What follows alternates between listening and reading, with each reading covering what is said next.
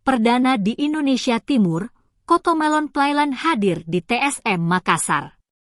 Menyambut periode libur sekolah, Trans Studio Mall Makassar menghadirkan Cocomelon Playland. Cocomelon Playland merupakan taman bermain yang hadir pertama kali di Indonesia Timur dengan menyediakan beragam aktivitas seru dan menarik, menghibur juga edukatif. Berlokasi di Atrium Trans Square, Cocomelon Playland dibuka pada 16 Juni hingga 16 Juli 2023 beroperasi mulai pukul 10 WITA sampai dengan pukul 22 WITA. Cocomelon Playland memiliki dua pilihan waktu bermain, session, di mana pengunjung dapat memilih waktu bermain sesuai dengan preferensi masing-masing.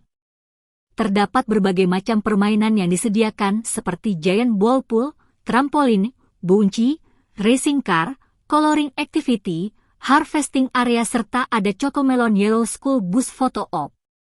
Dapatkan pula penawaran khusus berupa merchandise eksklusif dan akses masuk bermain Cocomelon Playland setiap harinya.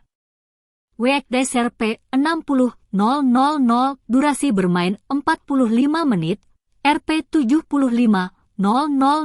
durasi bermain sepanjang hari sedangkan untuk weekend RP 75.000, durasi bermain 45 menit serta RP 95.000, durasi bermain sepanjang hari.